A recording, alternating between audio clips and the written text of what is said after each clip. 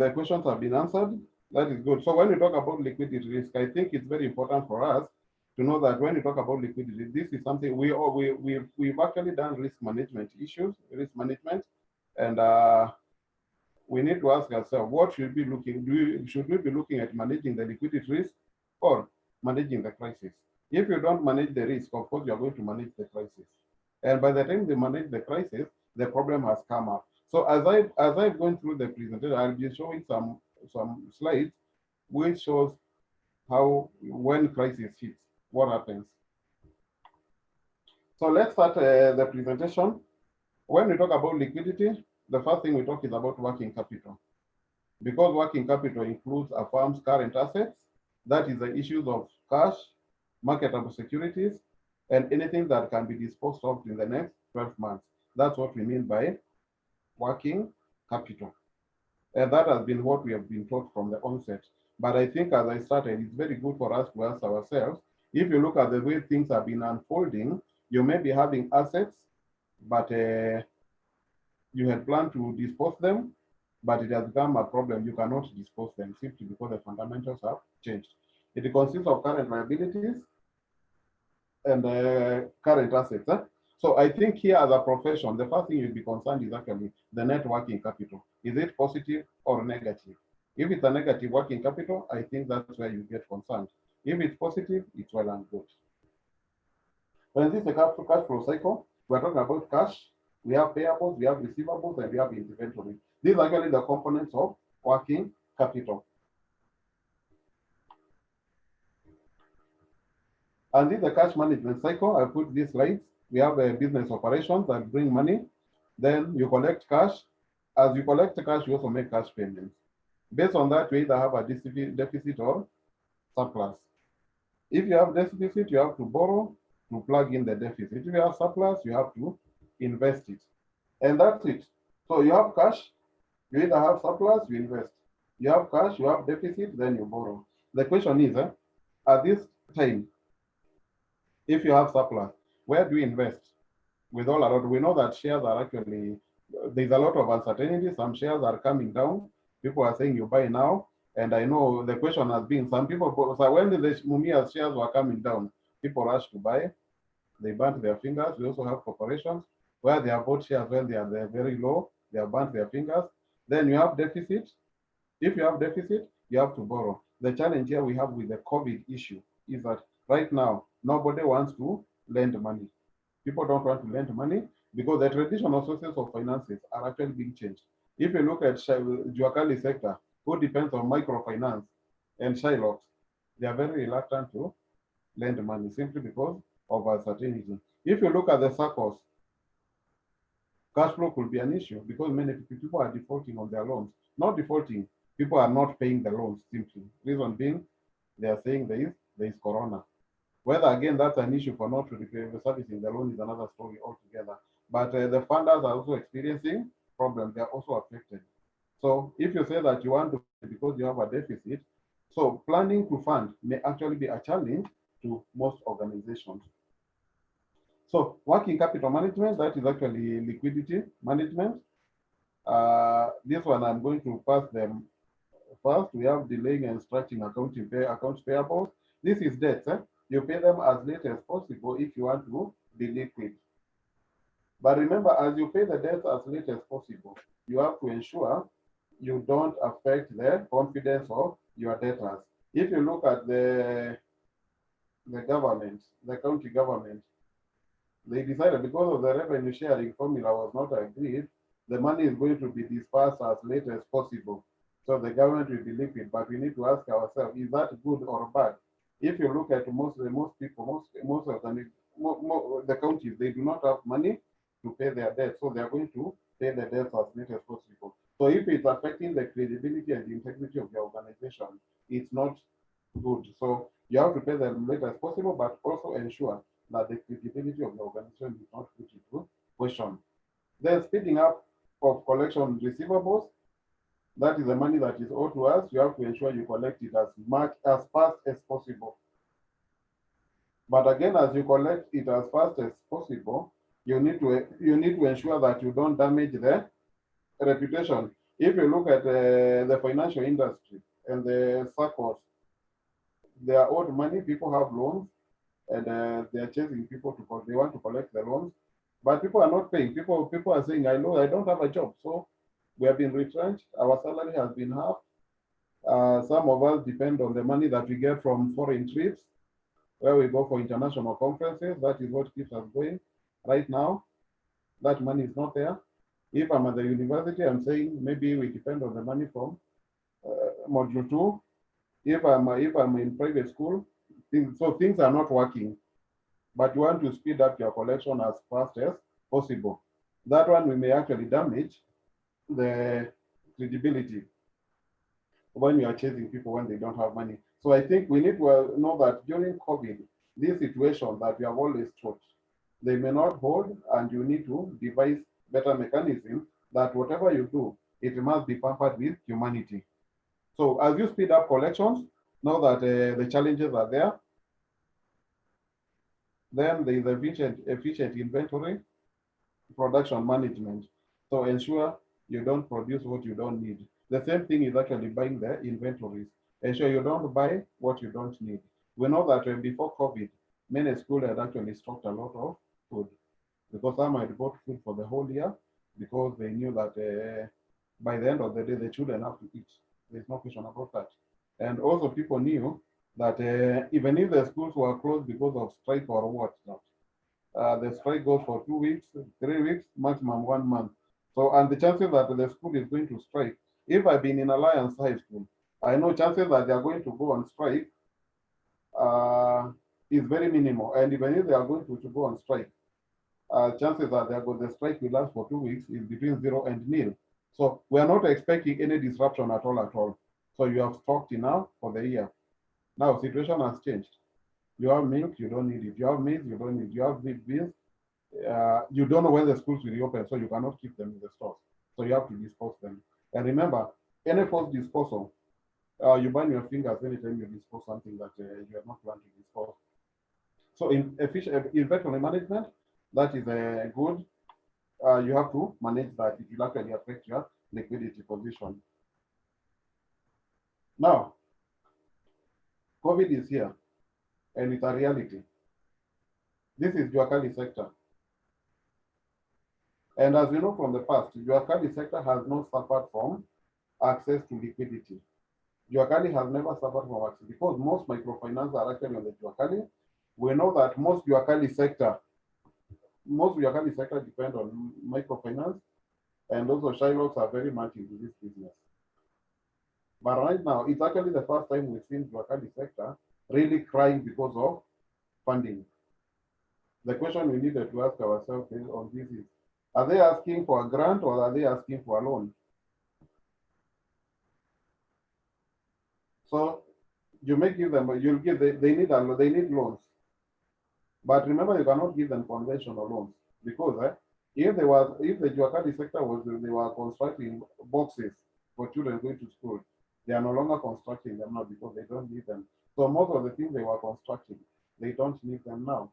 If it's so, the business has actually been affected negatively in terms of not just production, but also demand. So Juakali needs money, but again, this is where the government intervention comes in. You have to ensure that you give them very friendly terms of funding. So what is liquidity risk? This one has been defined. So when we talk about liquidity risk, and I said these terms we borrow them from the financial industry, probability of loss arising for where there is not enough cash or cash equivalent to meet the needs of depositors and borrowers, sale of liquid assets will get less than fair value. And the second bullet talk about liquidity risk. Liquidity risk is the risk that a company or a bank may be unable to meet short-term financial demands. That is short-term. So when you talk about liquidity, you're talking about short-term. And short-term means 12 months. When you talk about short-term, you're talking about 12 months. So if you're not able to meet the demands, the financial demands for the next 12 months, we talk about you are illiquid. That's why we talk about the current assets and current liabilities. So when we talk about current assets and current liabilities, and we talk about liquidity, let's look at these four formats, and we can pick one. We have the first one, EAC staff, discharge duty, return home as cash crunch bites. So is that issue of liquidity risk, or is it that there's no money? Council of Governors, we know about the recent issue with the county. There was no money in the counties. So we're talking about EACC, which is actually a very important body when there is no money. It's not that the money is not there. Money is there, but it is being held by member countries. Member countries have not actually remitted. So you need to ask yourself, as EAC, if you are the advisor, what would you advise them to do? Would you advise the staff to go home? Or do you look for alternative funding so that the operations continue? Because the good thing we know is that the money will be remitted. When it will be remitted is another story altogether, but the money will be remitted. So we have the issue of the counties where there's no money, but money is there. It's actually the issue of liquidity because the government is actually holding the money, but the money will be sent to them.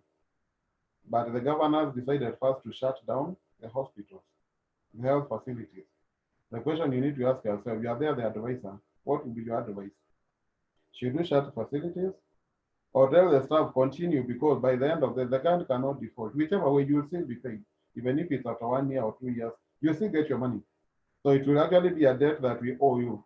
So would you tell the people to continue, or you support the shutdown of the health facilities? We have the Kenya National Career in deep cash crisis.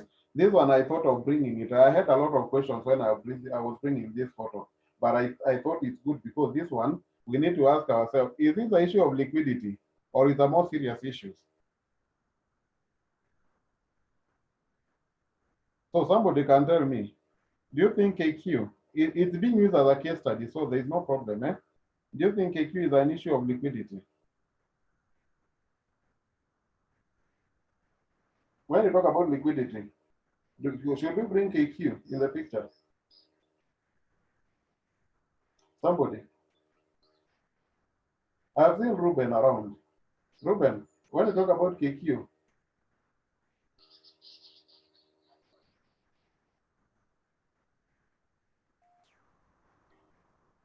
okay. So when you talk, so we have KQ, which the issue may not actually be liquidity. The issue could be more serious because it has reached a point where maybe the organization cannot even if you are to offset your long-term assets, you cannot get your current liabilities. The moment even your long-term assets cannot diffuse the current liabilities, that is a more serious problem that needs further discussion. Then we have here, this is Higher Education Loans Board, where they're talking about a loss of 1.8 billion, and they have to fund over 40,000 students waiting to be funded. Again, we need to ask ourselves, is that an issue of liquidity or is a more serious problem? Because we are looking at the total assets that you have, you cannot be able to meet even your short-term obligations. So that issue, so some of the issues, when you talk about liquidity, we have some issues actually that run beyond liquidity. We are talking about more serious problems where even your long-term assets are in jeopardy.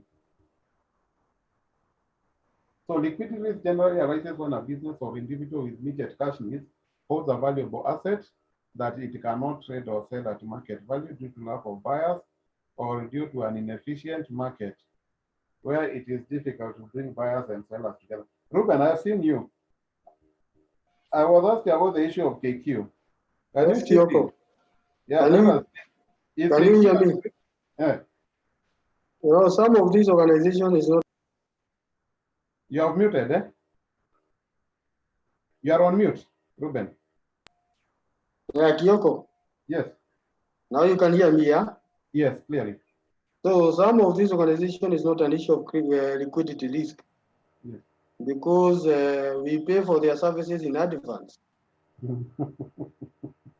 It's the same thing that we have in our supermarkets. They buy on credit, but you pay in cash. I don't think there's anyone in Kenya who has ever received anything on credit from a supermarket. I'm sure we buy our air tickets, we pay for them before we board the KQ. So it's an issue of mismanagement. And I don't want to comment as a professional from my area. So let me talk of only mismanagement. I will not go further beyond mismanagement. But there's no liquidity risk when you're looking at an airline or when you're looking at a supermarket. There's not an issue of liquidity risk because we pay them in advance. We pay for our air tickets before we board. We buy for goods in cash in our supermarket. So there's no liquidity issue when it comes to those organizations. It's basically total mismanagement and failure to listen to professionals. That's it. Thank you very much. Welcome. I think Ruben has put it very well. And I think as professions, when we are here, before we talk liquidity risk, it's very good to ask about risk itself. What are the risk management strategies that you have put in place? Because if the risk management strategies are working, you will, most of the organizations that the CPA is bringing on board, issues to do with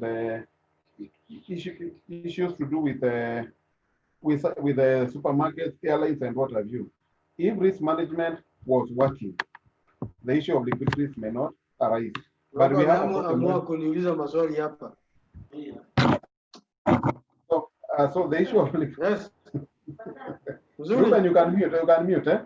Okay. Yeah. So the issue of risk management itself comes first before you talk about liquidity risk. So liquidity risk generally arises. This is where you are holding an asset, but you are not able to dispose it. So if you have an asset, but you cannot dispose, remember these are assets when you are beginning the year, you have said you can be able to dispose them in the next 12 months, but it can come to a situation where there is no demand. If there is no demand, you'll have actually the issue of liquidity. We have two types, that is funding liquidity and market liquidity. Funding liquidity is where the funders, the business owners, are not willing to chip in. People are not willing to chip in to bring their money. And market is where you are not able to, there is no market for your goods or services. So it's basically, I'm trying to use a very simple explanation where you can be able to understand. So when you talk about market liquidity, is where you are holding an asset, but nobody is willing to buy. I've given an example here for you to understand it well. You have a home worth 100 million shillings, and that is actually the value. The value is good, but you don't have any buyers at all. Nobody wants to buy when you decide to buy, to sell, sorry. So if nobody wants to sell the home, it means you are going to, you have the liquidity risk of holding this asset. So you have something that there's no demand. So we need to ask ourselves, why do we need to manage liquidity risk? And we said before we manage liquidity risk, we first have to put all the risk management strategies in place. We have taskis, as an example. It's in the public domain. It has tried to sack staff severally. It has not worked. It has tried to deunionize them. It has not worked. Staff have gone to court. They have been told you cannot sack them, you cannot declare them redundant until you sort out the issues that are being raised. So you have 400 members of staff. So as a profession, you want to advise taskis not to pay the staff salaries, but the staff have gone to court.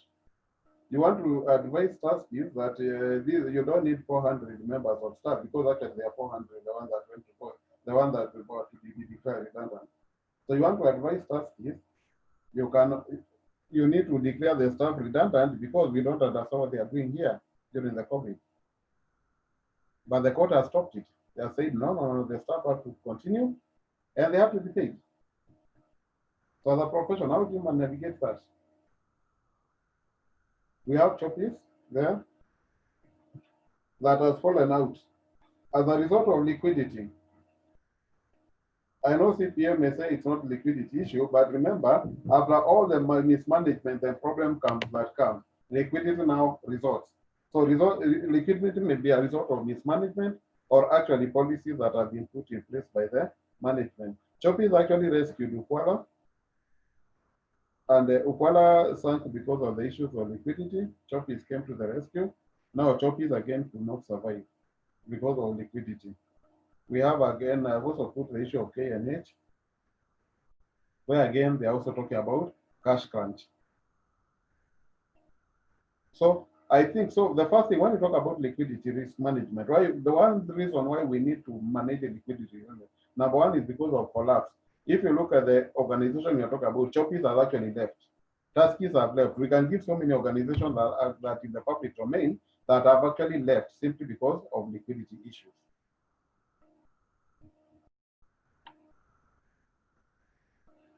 So, the importance of accounting for liquidity risk. So when you have assets, any asset you are holding as an organization, you need to know, is it sellable? Is this something that you can dispose? Even as a person, when you decide maybe to invest, you may decide to buy a piece of land as a family. Is this something that you can dispose, or is it something that can increase on you? So if you have assets that you are not able to dispose, again, that can put you into problem. When we train people on financial management, we say that you must put a buffer of about 6 months. Anytime you are talking about you have money, if you want to be secure, you have to put a buffer of 6 months. You at least, even if I lost my job today, or even if the world came crashing, I can still be able to survive for the next 6 months. And that's why we encourage people to ensure most of their money is in illiquid form.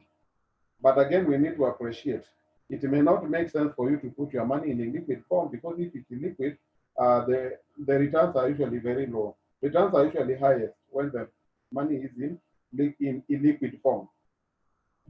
So, but that illiquidity, that physical asset you are putting the money in, or the investment that you are putting in, are they things that can be disposed very fast without losing value? Remember, when we talk about disposal, we are talking about disposal without losing value. Reason because we can dispose most of the things we have, but are we going to lose value on disposal? So those are the questions we need. They need to be in our minds towards.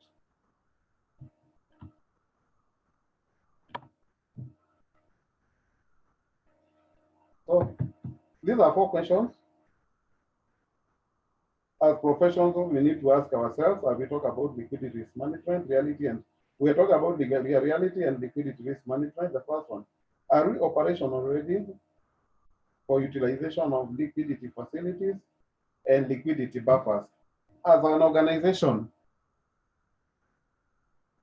do you have liquidity facilities you have negotiated?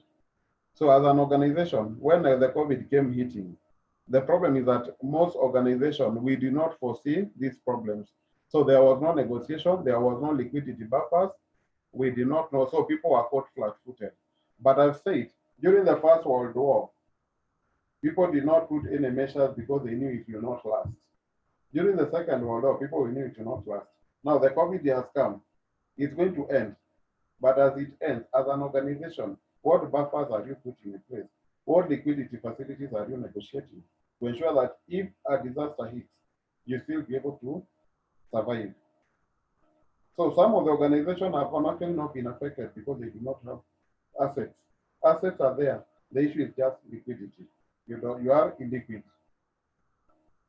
Do we have an actionable and organized escalation and contingent? Do you have any contingent? I know that in IAS 37, we talk about in financial reporting, we talk about contingency. So, do we have, what happens when a problem like this? Is it something that you can action? Is it something that can be escalated? Is it something that can be? Do we have that progression that we know who responds to what? That we know the progression of all the issues? Then do we have a real-time liquidity position? Have you developed a worst-case scenario in your organization? These are questions you need to ask yourself as a profession. Do you have worst-case scenarios that in case, today we know the COVID will end by December. And we know the schools, children will report on 12, on next week is when 5th, because the teachers reported on Monday. So we know the kids are going to report on 5th. And we know between 5th and 19th, that what has been said. Whether it's true again is another story. If the kids do not report, do you have what happens? What happens if they don't report? If bars do not open full time, because remember, even if you say we are opening bars and closing at 10, again, it may not be business case. Reason being, we know most people who hire taxis, they hire from 1 a.m., 2 a.m., People don't hire taxis after about to go home at 9 p.m. So if they does not come back to business as usual by the end of the year, do you have a worst case scenario? What happens? How do you plan to navigate the situation? So as we do this, we need to ask ourselves in our organization, it's true that we are expecting, we have our finances that can last us up to November. But if November, the economy does not open up, what is the scenario? If it opens up, what is the scenario? If it opens before November, what is the scenario? And if it does not open up by the end of the year, what is the scenario? We have all these scenarios, and are they real time? Is this something that can be actioned? The intention is actually to avoid a crisis. Then, in your organization, are the current key performance appropriate for crisis management? So, and we said we don't want a crisis. Right now, we are in the, we could be, some organization could be in a crisis. But we said if you're able to manage the risk, you will not come to a crisis. But if you don't manage the risk, then you'll have to manage the crisis. And are you able, the current KPIs, are they appropriate, or you need to do any revision in managing the crisis? If it comes, I'm not saying if and when, because chances are our organization will not be hit by a crisis, but the risk is there and the problems are there.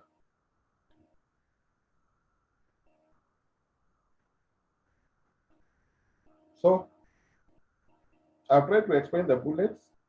So as you stay ahead of the pack, ensure you have operational efficiency to have timely access to liquidity facilities, incorporate the scenarios we have talked about, and revisit the contingency funding plan and recovery plan to adapt to the new reality.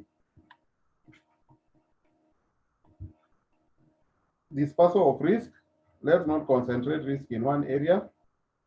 And also understand your time horizon. When you talk about an asset that can be disposed in 12 months, let's ask ourselves, are we talking about 12 months, 3 months, 4 months? Because for some assets, 12 months may be a very long time. So if you have invested in treasury bills and they are for 360 days, 360 days or 65 days, you need to ask, do you really need that money in 12 months or do you need the money in 3 months? When you decide to invest in infrastructure bonds that is running for 15 years, we need to ask ourselves, do we need that money in 15 years? Or is there a possibility that you need the money in 3 years?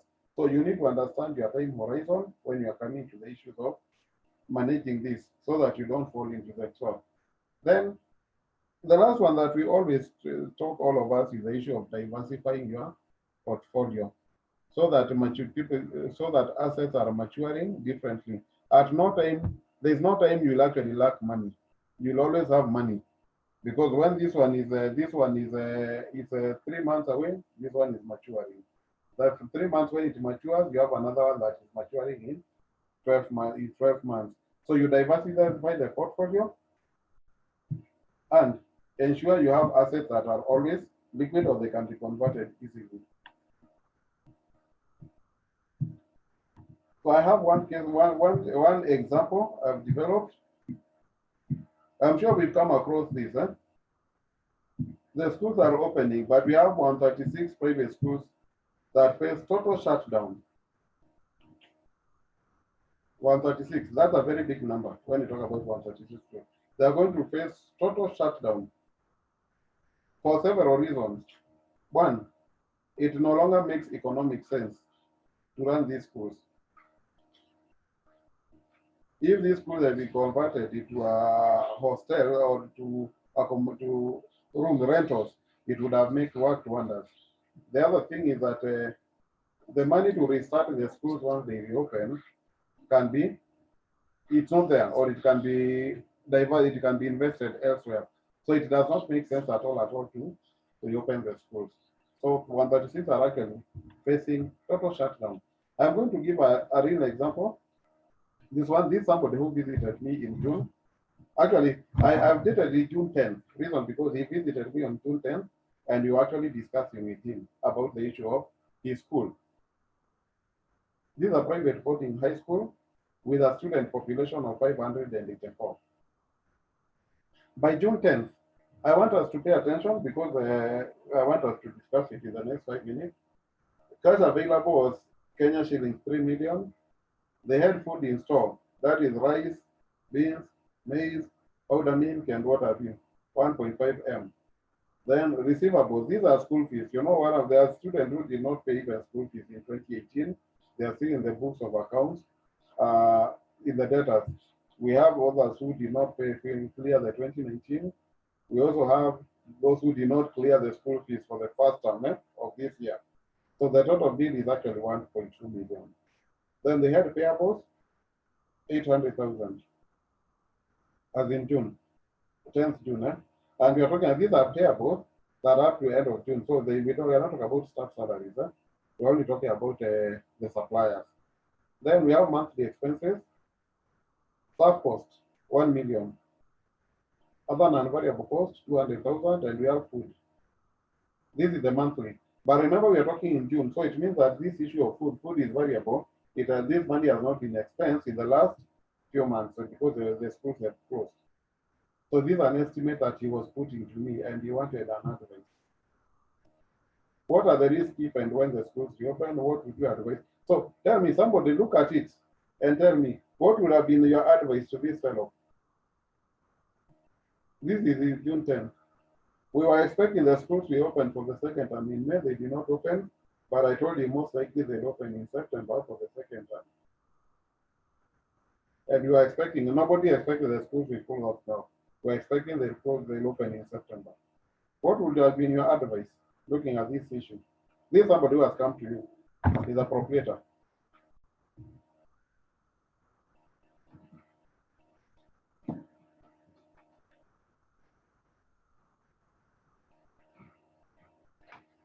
I've seen Francis. Francis, are you with us? Can you look at it and tell what would you advise the person?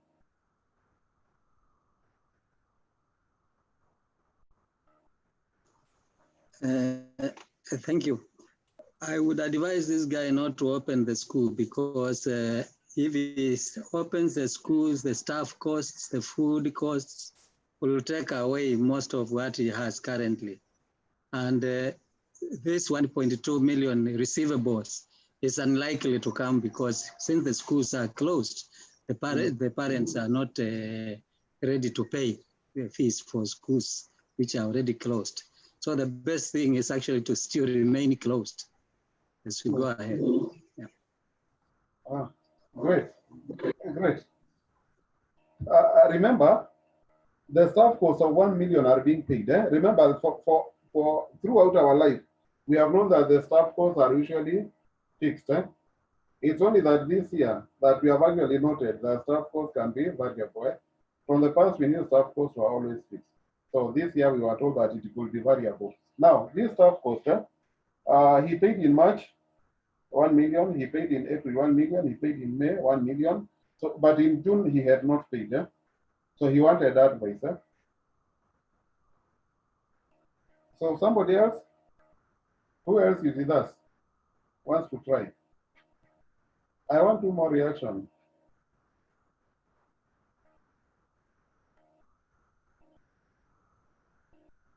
Thank you, Francis and Ruben, for your contribution.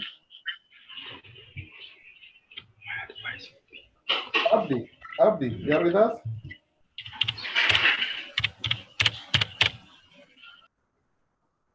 Anybody? Regan?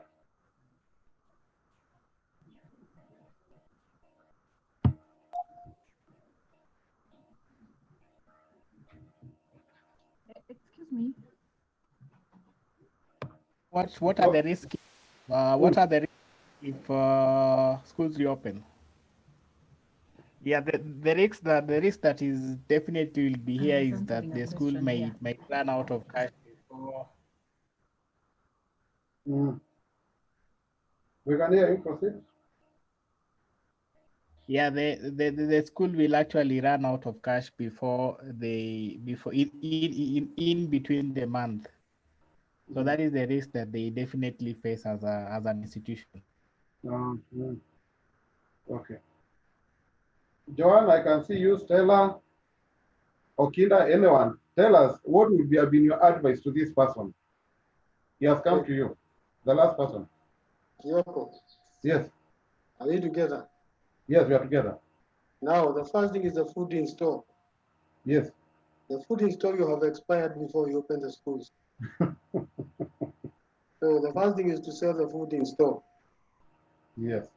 And basically you get, you'll not get 1.5 million. Mm. You're going to lose 500,000 when you sell that food in the stores. Yes. Receivables you're not going to receive because the so-called middle class, that is the people you target to bring school children to your school, 70% of them have already been fired. Mm. So write off that amount by 70%. Okay. That is, so the 1.2 million, I will expect you to receive not more than 400,000. Mm. And the staff cost that you're talking about for 1 million every month, this one you basically, you're going to pay your staff less because what will happen is that people are not in employment, you can be able to bargain and pay less for the first 3 or 4 months of school.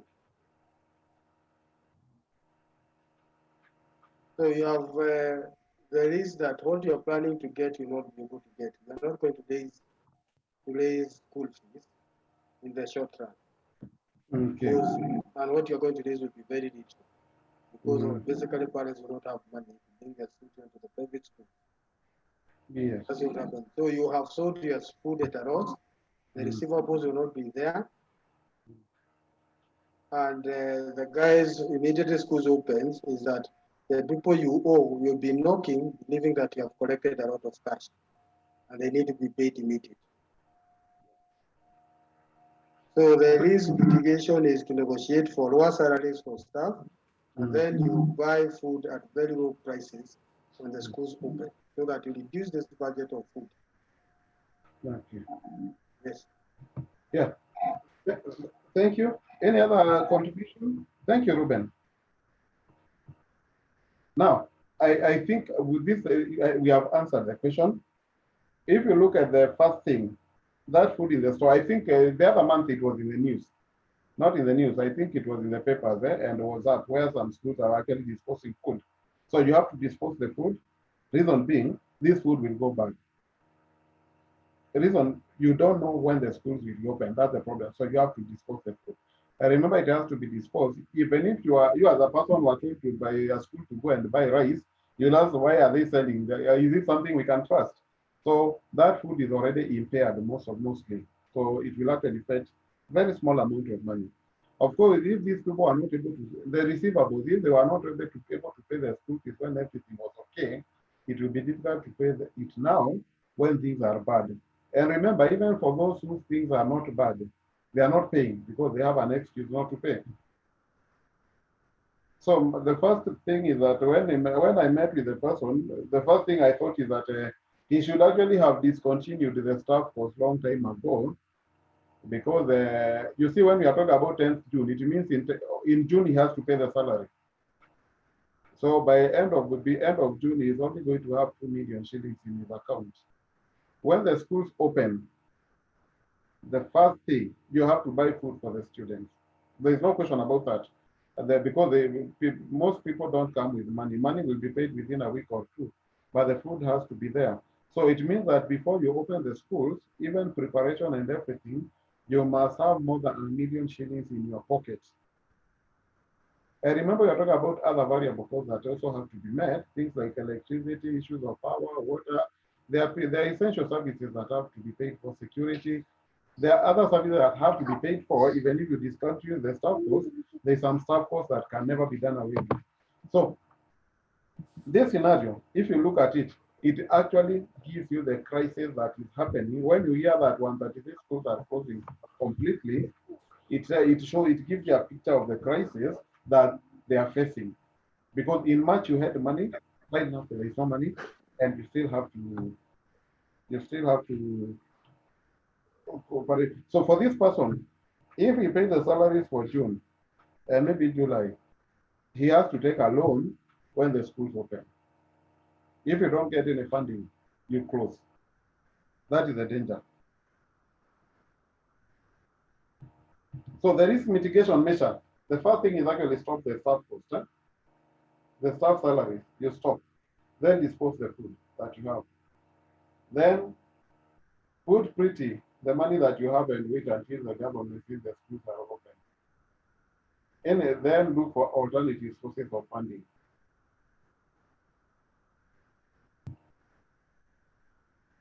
Conclusion. So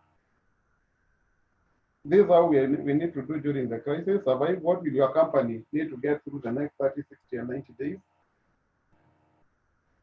So right now, as a corporation, in terms of we are worried about survival. What we want is to survive. We want by end of December, people are holding their fingers that at least by December, we will be able to survive. For those in the public sector, it may not be a very big issue, but for the private sector, it's a very serious issue. They are worried about survival. Then we have the issue of thrive. Can you physically go on the offensive and take advantage of a volatile marketplace? There are people who are making money during the COVID. We are not talking about the illegal money of selling face masks and what we are talking about legal. People are taking advantage of the COVID situation and people are thriving. You have people who are being told to make beds, others are being told to make the desks for the schools. And what happens is that by the time the COVID is there, people will be rushing, asking for cash. People will be asking for funding. Are you ready to plug that gap and ensure that you are a big player after the COVID goes down? Then the third, you need to ask us, how has the pandemic changed you or your organization? So I think we can share, we can look at maybe one person can tell us experience. How has the pandemic changed you or your organization? That is if it has touched you.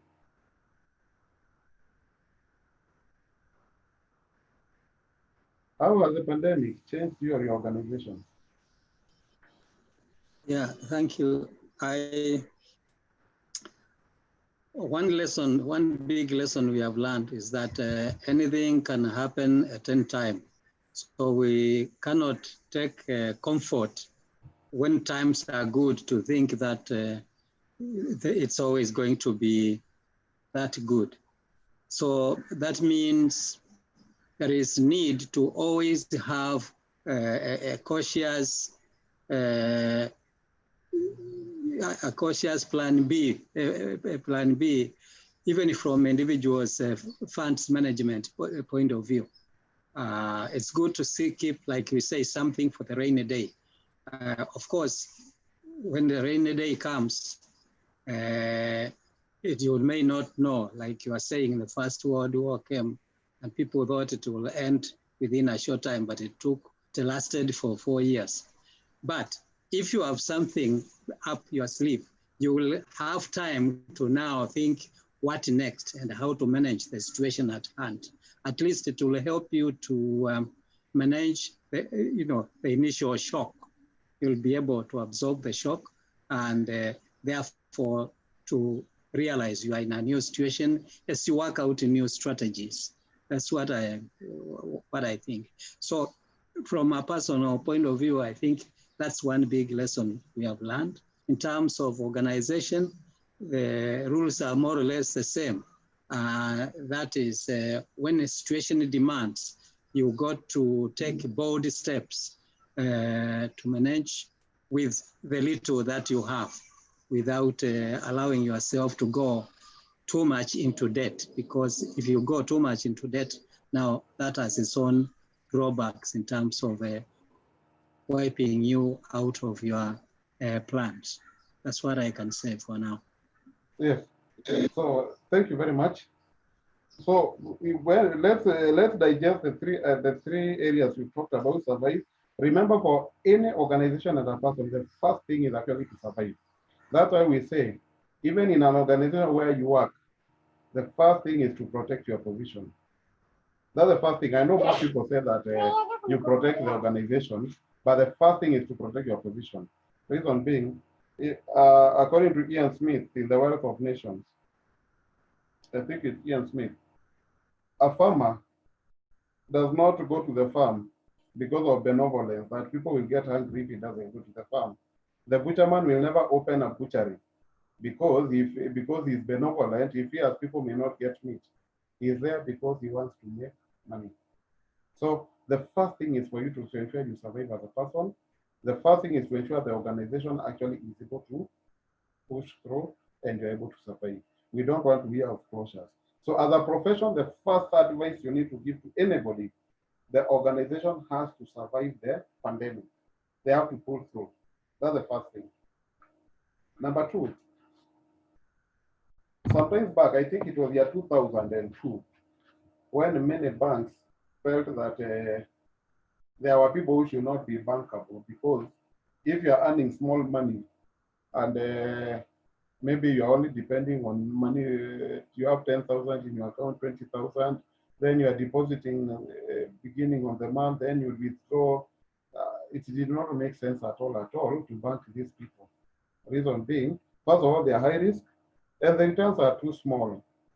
And so many banks decided to debank many people. I'm talking from experience, not of mine, but the people who told me.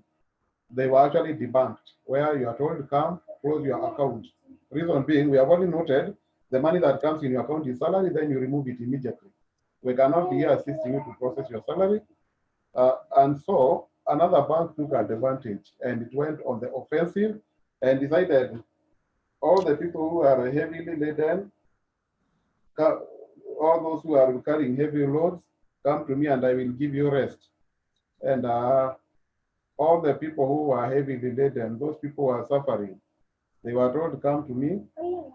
Don't carry your photo, don't carry a referee, just come with your ID, then, and don't even come with money, and we'll assist you.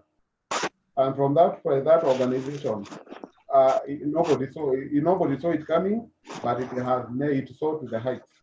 It has never been overtaken. So these are questions. So I think even during this crisis, so that was actually a situation. It was a crisis because people actually, but Indonesia took advantage and was able to thrive in that time of volatility.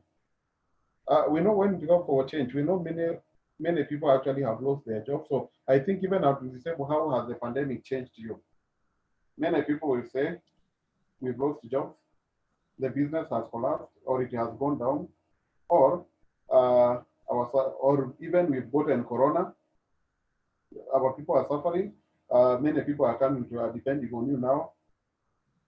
So I know that's something that may come to our mind, but it's good that SPA has brought it very well that we are not worried about how negatively. Let's look at what lessons have we learned. When you talk about how it has changed you, what lessons are we learning and how can we surmount them in future?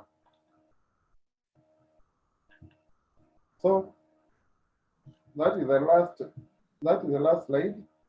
But before I throw the meeting to for questions, we need to ask ourselves in our organization. Remember, after we do the presentation, it's always good to think, what can we take to our employers? When it's corporations, what can we take as a learning experience? What areas of improvement can we actually recommend? And also as persons, how can we improve on this? What is the take home? So we have 2 points. Have you incorporated the COVID impact scenarios in evaluating the effects of the crisis? So we've talked about the issue of COVID scenarios, where you look at what is happening and what could happen in the next, by December, or if there is prolonging, what are the scenarios that we are looking at? That is something that we need to take back to our workplace. And also, remember, anything that you are taking to your workplace is something that can be implemented in your personal life. Have you enhanced your strategic plan to ensure operational efficiency and timely access to liquidity facilities? So you need to ensure the advice that we're giving to organizers is that we must have a buffer to know that in case we run out of liquidity, what facilities do we have? What buffers do we have? And this is where we talk about experts at Capital. We are able to assist in updating or enhancing the policy frameworks for the organization. This is because the only work that Capital does is the issue of research and advisory and training. But I know that for professionals, most of us, we are very busy. And so at times we need intervention. So in case you need intervention, always call us and be there to assist. So at this juncture, I'm going to ask any questions. Then we will return the meeting to the host.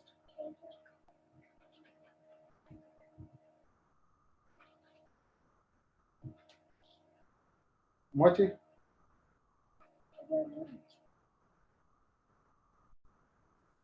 Yes, thank you so much, CPA. And I'll just pick it directly from where you have left.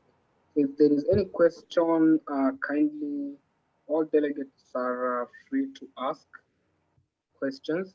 I would want to recognize and appreciate the fruitful discussions that some of us have been able to air out during the presentation.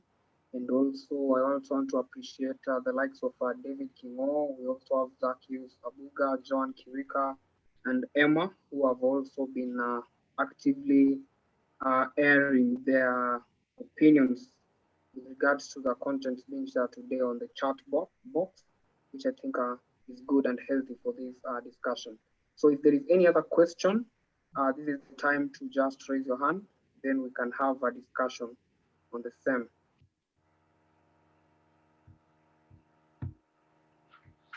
Yes, anyone?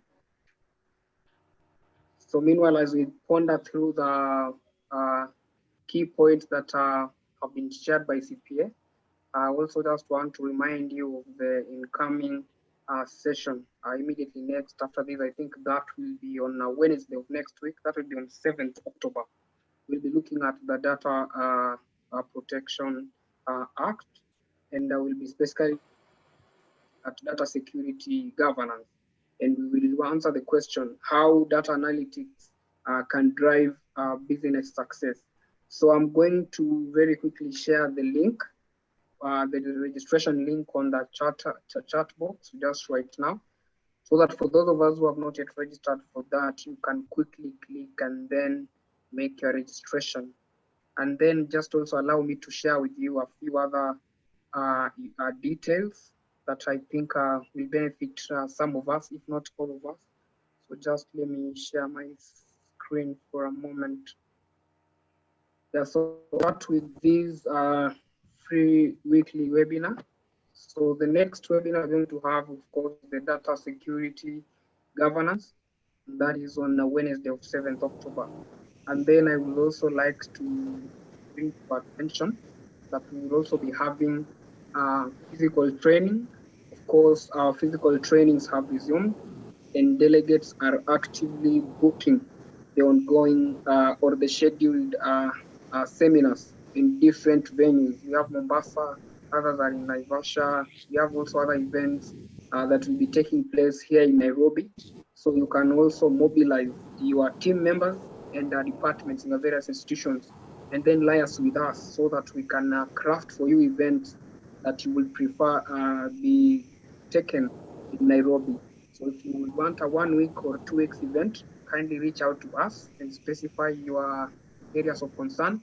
And our experts are always ready 24/7 to come up with the world-class value-packed materials for you, so that you and team can continue expanding your professional horizons on the same areas.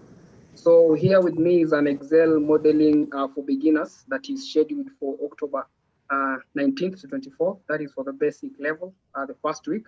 The second week we'll be having intermediate level. That will be from 26th to 31st. And it will be going at 49,850 net of tax at Safari Club. And then we also have other upcoming events that delegates have actively booked. We also have the training on the internal audit managers risk mitigation essentials beyond the pandemic. This one is scheduled as from October 12th to 24th. You can either prefer your bookings to have to take place, your training to take place in Naivasha, Mombasa, which is something that we have already taken care of. So just liaise with us immediately after this to ensure that if you're interested, we take your registration and prepare you to join other delegates who have already registered. And then we also have this training on IPSAS and IFRS, asset management, leases, and finance sustainability in response to the pandemic. And this one is scheduled for next week from 5th to 17th October. So we will be having delegates at Voyager Beach Resort in Mombasa. And if that won't track well for some of us, we can opt for Acacia Premier Hotel in Kisumu, starting on 12th to 17th October this year. And then we also have, I think I've talked about this. It's more or less the same event in Kisumu. And then we also have public procurement law compliance. So you can also book for the same so that we can have you and your team going through the same training on that. So I want to thank all of us for our active participation and also just sacrificing our time. I understand most of us have gone back to their normal work schedules, if not all of us. You have set up these times specifically to ensure that you don't lag behind when it comes to knowledge acquisition in these professional areas that we always cover weekly. So that is something that we don't take for granted, and we honestly appreciate that. Now, I don't know if we have questions up to this point. I still don't see any hand raised. Anyone with a question or a concern or any general comment, it must not be maybe related to the training that you have just had, but any concern that you would like we as capable fraternity or family to take into consideration, you can always raise it up so that we can have a discussion and come up with ways of working around the issue. Anyone?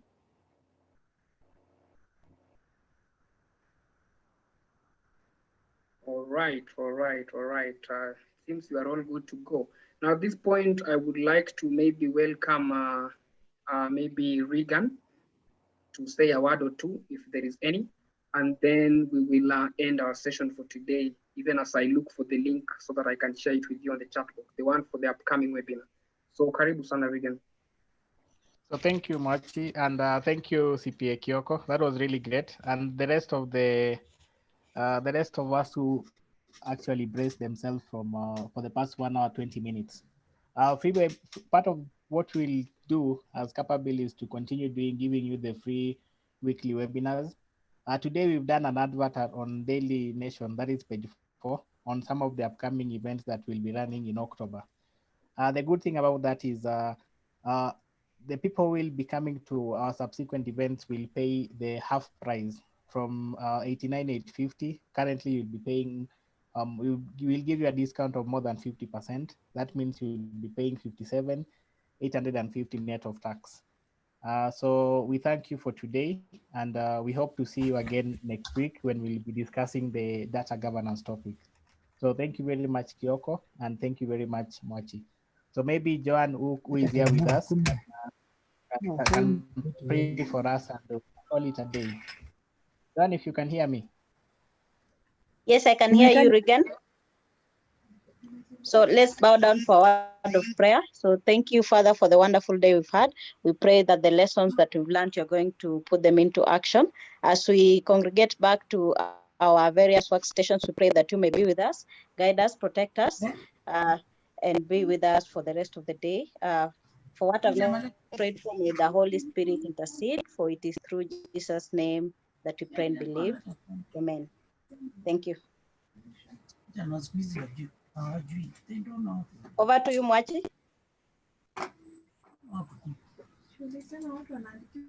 So thank you so much, Joan, Regan, CPA Kyoko, and the entire team. I've just shared the link for the next webinar in our chat box. So before you leave, please just register if you have not yet registered.